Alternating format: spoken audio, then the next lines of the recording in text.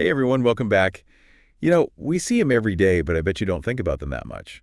What's that? Fonts. But they're huge part of our world, a visual world. Yeah, I see that. We're talking about more than just, the letters that make up the words. Right. It's about the way they make us feel. Like the font a website uses can totally change how you feel about that brand. Yeah, it really is like a visual tone of voice. It is. A playful, handwritten font versus a super crisp and modern one, those are totally different vibes. Totally. It's not just about being able to read the words, it's sending a message. It really is. Okay, so let's start with, those classic fonts, Sure. the ones with the little feet at the bottom of the letters. Oh, yeah. What are those called again? Those are serif fonts. Serif fonts, right. Times New Roman or Georgia.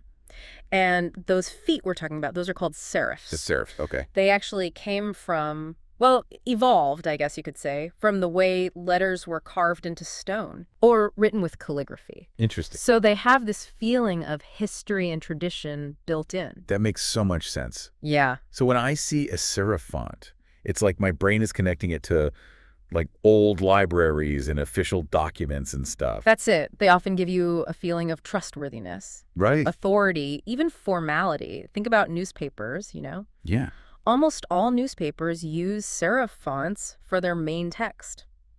Interesting. Okay, so serifs are like the reliable friend. Yeah. But what about those super clean modern fonts? I feel like every tech company uses them. You're thinking of sans-serif fonts. Sans-serif. Okay. It literally means without serifs. Oh, so no little feet. Nope. Helvetica, Arial, Futura. Yeah. They're all about keeping it simple, streamlined. And that makes us think of like cutting edge stuff, high tech. Exactly. It's not a coincidence that tech companies and startups use them for their logos and branding. Makes them look innovative. That's the idea. But even within sans serifs, there's tons of variety, right? Like Right. Montserrat feels bold, urban even. But Open Sans has a completely different vibe. Totally. Open Sans is, friendly and approachable. Yeah, it's all about the little differences in the letter shapes. Okay. The spacing, the weight of the lines. Montserrat, it's got tight spacing and geometric shapes, like high energy. I see that, yeah. Open Sans is more relaxed. Open? Oh, like a comfy couch? Perfect analogy. Lots of space to relax. I'm looking at fonts differently now. Haha, good. Okay, let's talk about something fancier. Is script. Script fonts. Okay, yeah. Those curly handwriting-like ones, like on wedding invitations. Right. Lobster or dancing script, Oh, those okay. kinds of fonts. Yeah. Elegant, Yeah. right? Romantic, maybe even a little whimsical. Totally. They're perfect when you want to create a sense of personal expression or make something feel special. But you wouldn't want to read a whole book in that font. Definitely not. Too much script just gets overwhelming, hard to read. Makes sense. They're less for headings, logos, invitations, short stuff. Okay, that makes sense. Right tool for the job. Yep. Okay, last category. This is a big one. Display fonts. Yes. The attention grabbers.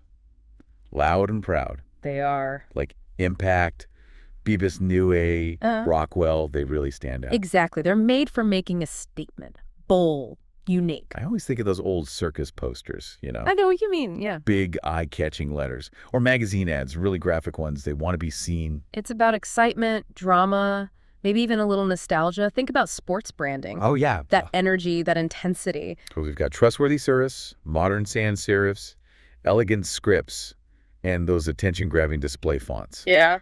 It's amazing how many emotions you can get just from the shape of the letters. It is. And that's just scratching the surface. There's so much more to explore about how these design choices make us feel. Wow. Okay. I'm already looking at fonts differently. Good. Well, before we go any further, I'm curious. What's that? With all this variety, how do we pick the right font for the job? That's where it gets interesting. It's not just about what looks good. Okay. You have to think about the mood you want to create, who your audience is, what message you're trying to send. So it's strategic. It is. Imagine a law firm using like a playful handwritten font for their website. Oh, that'd be weird. Right. Wouldn't feel right at all. Like they don't take their work seriously? Exactly. On the flip side, you wouldn't want a children's clothing brand to use a super serious old-fashioned font. Yeah, that would be too stuffy. Right. Like wearing a tuxedo to a playground. Uh-huh. Good one. So it's all about the right fit for the message and the audience. It is. But wait, sometimes you see designs that mix different fonts together. Yeah. Is that okay? I always thought that was a no-no. Not necessarily. When it's done well, it can make things more interesting and engaging to look at. Mm. Like, think about pairing a big, bold display font for a headline with a simple sans-serif font for the body text. Oh, okay. So like adding different spices to a dish, Yeah. make it more flavorful. I like that analogy. But just like with cooking, you can't overdo it. Yeah, too many different fonts would just be confusing. Exactly. You want to make sure they complement each other, not clash. It makes me think of all those bad designs you see online, where the fonts are just wrong. Like they didn't think it through. Happens all the time. It just shows how important every design choice is. Even something as simple as a font. So there's more to learn about combining fonts well. Oh yeah, there's a lot to it. What are some key things to keep in mind? Well, the most important thing is readability. Right. Got to be able to read it. No matter how cool the font is, if it's hard to read, it's not doing its job. Yeah, nobody wants to squint at their screen. And then when you're combining fonts, contrast is key. Contrast, okay. If the fonts are too similar, it can be boring. Uh-huh. But if they're too different, they'll clash. We were just talking about that. Right, right. You've got to find that sweet spot where they work together, but don't compete. So it's like they have to dance together in harmony. Exactly. The more you experiment, the more you pay attention to the details, Yeah. the better you'll get at making those choices. My mind is blown. Ah. Font selection is way more than just picking something that looks pretty. It's about understanding the psychology behind it, the impact it has on the viewer. That's exactly right. It's a fascinating field, and the more we learn, the more effectively we can use that knowledge to make great designs. I'm seeing fonts in a whole new light now. Mm-hmm. I bet our listeners are too. But before we wrap up this section. You know, one thing I think is really interesting is that fonts have their own histories. Wait, really? Oh, yeah. Like fonts have backstories? Absolutely. Okay, I'm intrigued. Tell me more. Well, they've evolved over centuries. I guess that makes sense. And the styles often reflect, the cultural and technological trends of the time they were created in. So a font designed in like the Roaring 20s Yeah. would have a totally different vibe than one designed in, say, the digital age. Exactly. Yeah. Think about Art Deco fonts. Okay. Those came about in the 1920s and 30s. Okay. They're all about geometric shapes, sharp angles, that sense of glamour and luxury. Oh, yeah, I can totally picture those on like a vintage poster or a fancy hotel logo. You got it. They totally transport you back to that era. Yeah. Or think about the pixelated fonts that came about with personal computers in the 80s. Oh. They have that distinctly retro digital feel. Oh, yeah, like those old school video games. Exactly. That's so cool how certain fonts can just immediately take you back in time. It's incredible, right? Yeah. And as technology keeps advancing, we're seeing new font styles emerge that reflect, our current digital landscape. I know. It really makes you wonder what fonts will look like in the future. Who knows? Yeah. But one thing's for sure, fonts will keep adapting and evolving as long as we keep finding new ways to communicate. Okay, so we've talked about the different categories of fonts, Right. their history, Aye. the moods they evoke. But what about the psychology behind all of this? Ooh, good point. It feels like there's another whole layer here. You're right, there is. There's a whole field of study devoted to the psychology of typography. Well, And it looks at how different font characteristics influence our perceptions and emotions. so it's not just about how they look. There's actual science behind it. Absolutely. This is getting deep. For instance, studies have shown that certain font weights can affect how trustworthy we perceive something to be. Really? Yeah, So like a bold font might feel more authoritative than a lightweight one. exactly. Bold fonts often convey confidence and strength, Right. while lighter fonts can come across as more delicate or whimsical. Fascinating. It's like the font is talking to you saying, believe me, or lighten up. Haha, I like that. Yeah. It all just adds up to this, What's that? Designers have to really think about their font choices, especially when you consider how much text we see every single day. Yeah, man, it's everywhere. Everywhere. Websites, social media, ads, signs. Seriously, everywhere you look. Exactly. Fonts are shaping our experiences and influencing our decisions all the time, whether we realize it or not. It's like a subtle form of persuasion almost. You could say that.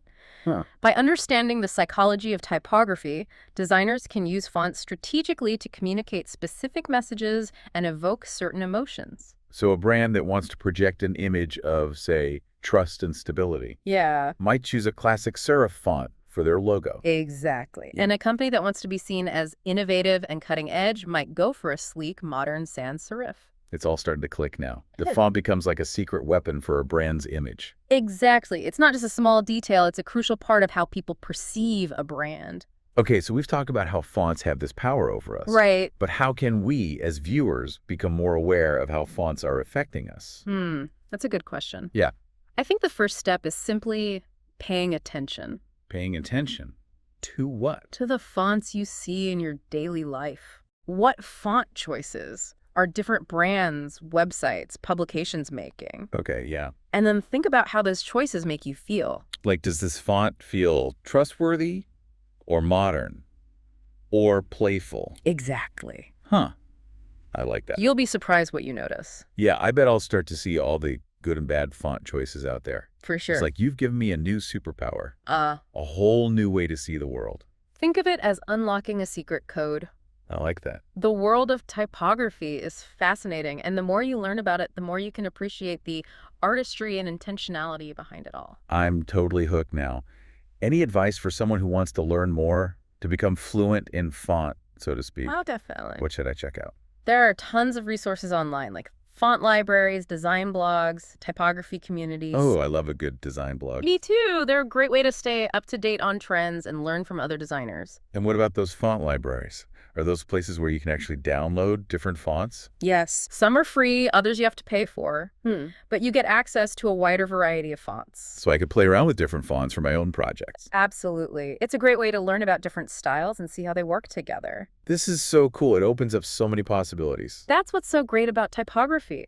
It's a tool for expression, communication, creating awesome designs. Okay, so we've covered a lot today. We have. From the history of fonts to the psychology of their impact. It's been a great conversation. But before we wrap up this section, I want to leave our listeners with a challenge. A challenge. I like it. Yes, I challenge everyone listening to take a closer look at the fonts they see every day. Notice the choices brands are making. Yeah. And think about how those choices make you feel. And if you're feeling adventurous, try experimenting with different fonts in your own projects. Yeah, have some fun with it. It's a great way to explore the power of typography.